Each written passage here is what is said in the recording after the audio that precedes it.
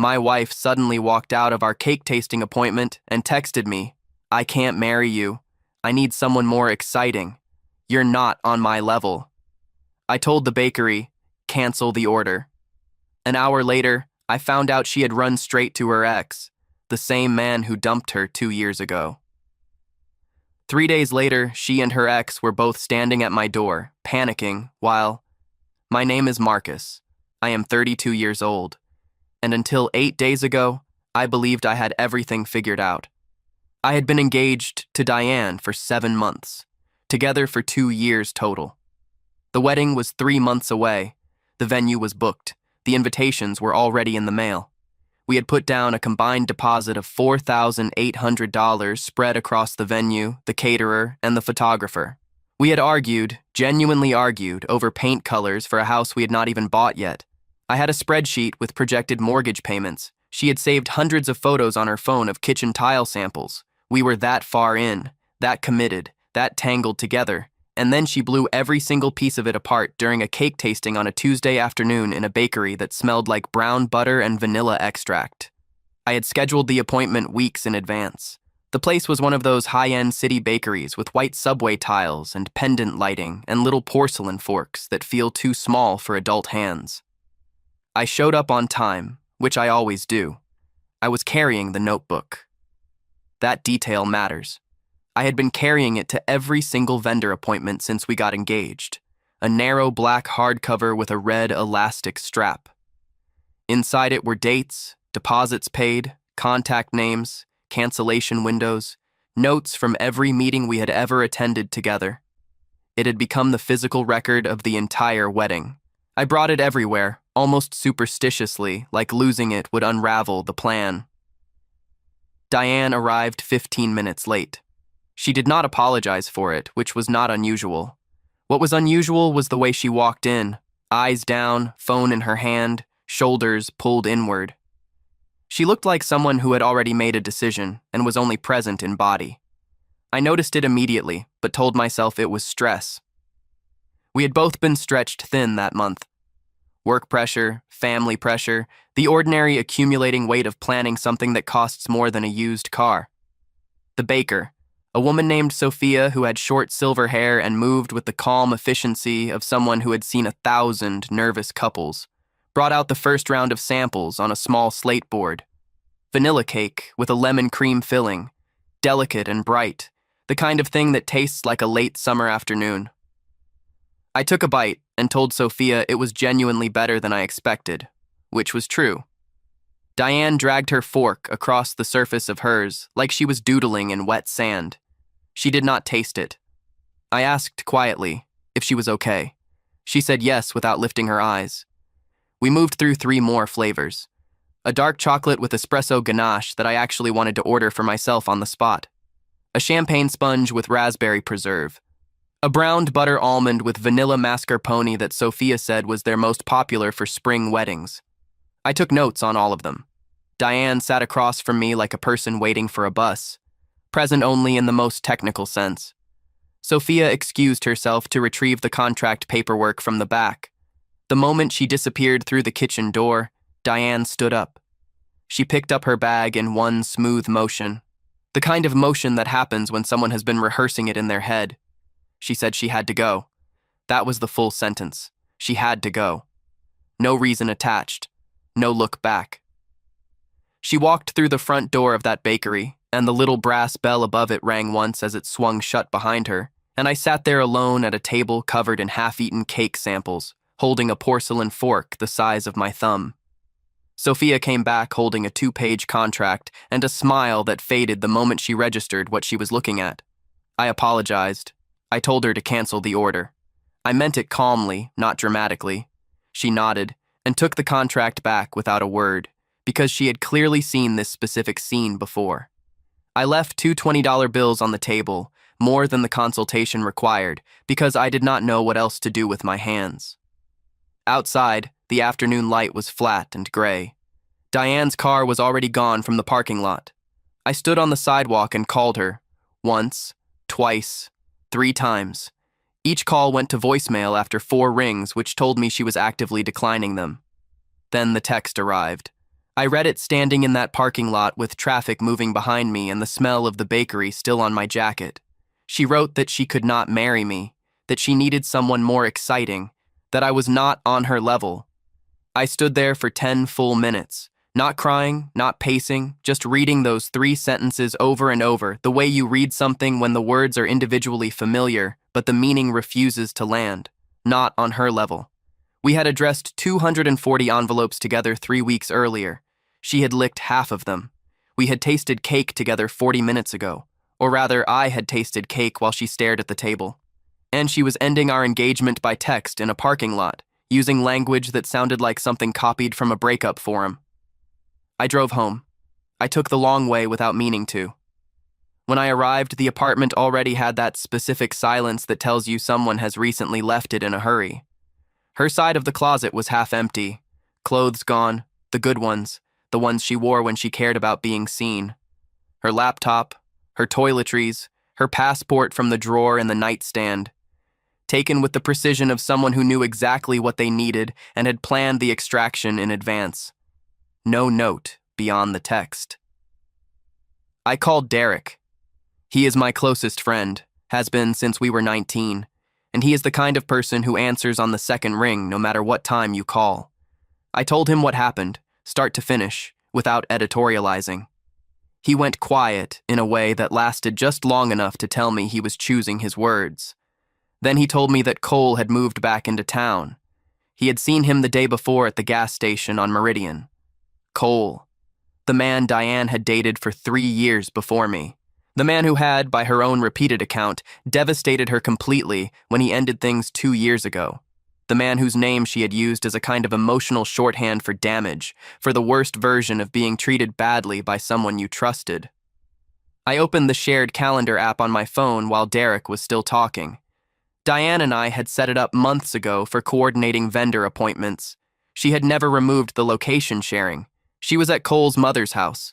I knew the address because she had pointed it out to me once while we were driving past it, the way you point out a place that carries old meaning, matter of fact, and slightly too casual. She had walked out of our cake tasting and driven straight to him. Derek offered to come over. I told him I was fine, and I meant it, which confused him, because I could hear the confusion in his silence. But something had already shifted inside me, cleanly and completely, the moment I read that text in the parking lot. It was not numbness, it was closer to clarity, like a photograph coming into focus after being blurry for longer than you realized. I sat on the couch until nearly midnight. The apartment was quiet in a way that would have felt lonely under different circumstances. Instead, it felt like space opening up. I opened the notebook on the coffee table, and I started making calls. The venue first. A garden property outside the city that had taken a deposit of $1,800. I reached their after-hours line and left a message. The caterer. $1,500 down, cancelable within 90 days with partial recovery if I moved fast.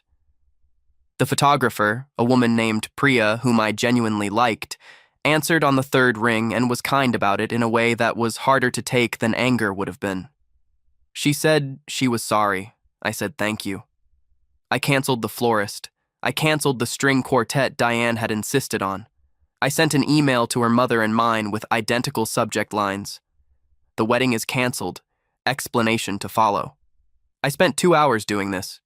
Entry by entry, line by line, phone call by email by voicemail, dismantling in one night what we had built across 7 months. Every time I closed a line in the notebook, I drew a single horizontal mark through it. Clean. Final. The notebook that had been the record of building something became the record of ending it with equal precision. I was completely calm the entire time. I want to be specific about that, because calm is not the same as numb, and it is not the same as fine.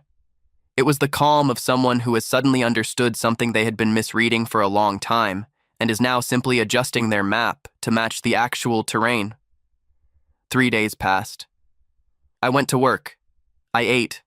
I slept adequately. Derek came by on the second evening, and we sat on the back porch, and he talked more than I did, which was the right call. I had not heard from Diane. Not a single follow-up message. No call. No explanation beyond those original 3 sentences. Whatever she had run toward it completely. On the 3rd day, a Thursday evening just after 6, there was a knock at my door. I opened it and found Diane and Qley standing side by side on my front step. I had never actually met Qley before. He was taller than I had imagined, with the particular look of a man who was used to things going his way and was currently experiencing the opposite. His jaw was tight. His eyes moved quickly, scanning me, and then the space behind me, and then back to me, the way people look when they are building a case for something. Diane was standing slightly behind his shoulder. She looked exhausted and, more than that, she looked frightened. Not of me, of something that had already happened. I held the door and waited.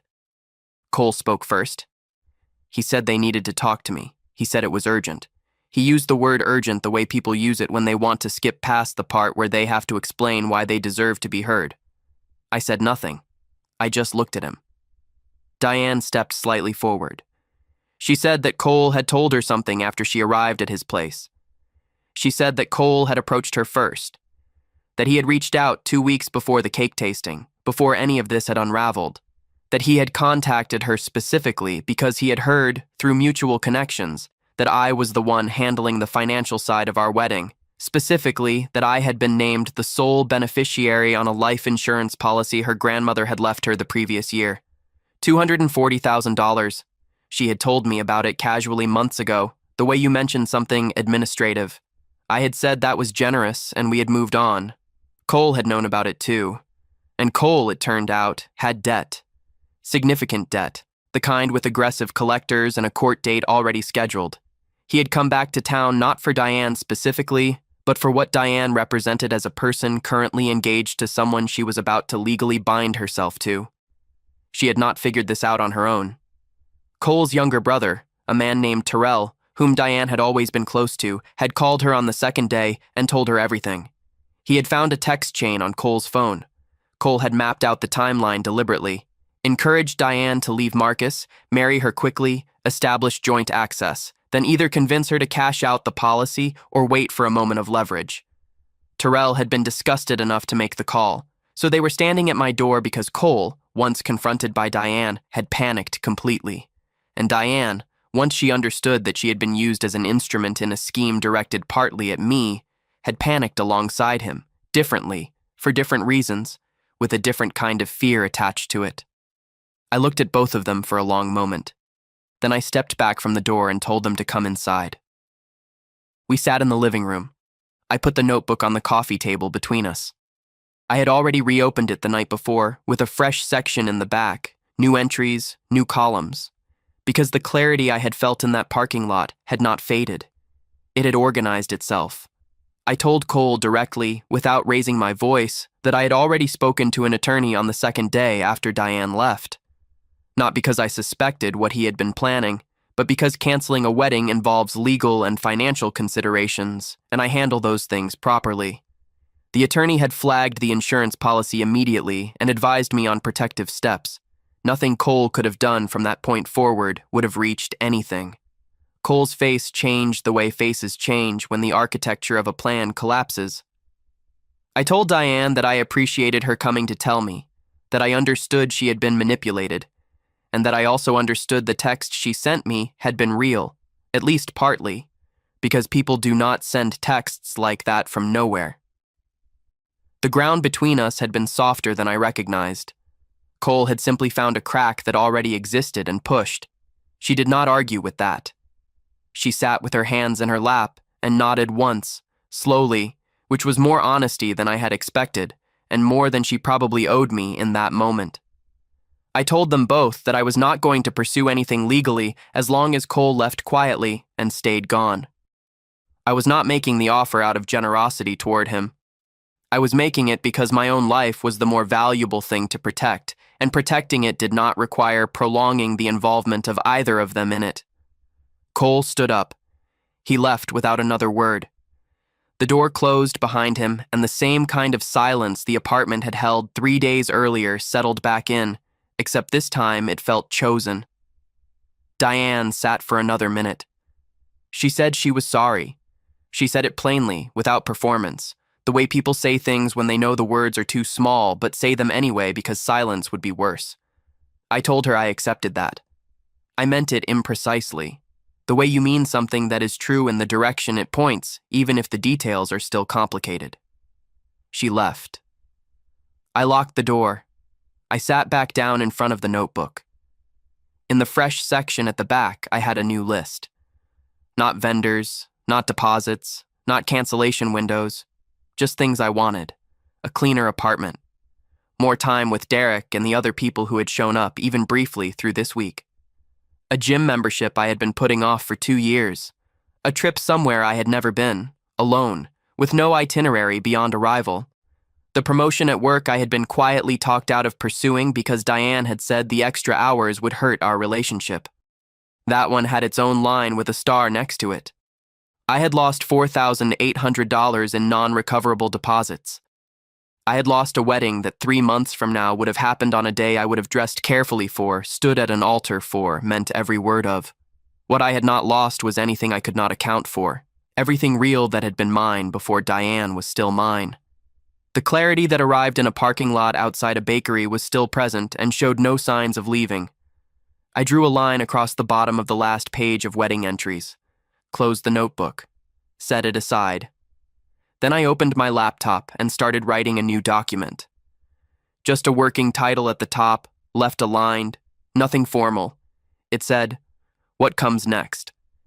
And for the first time in longer than I want to admit, the answer to that question felt like mine to fill in.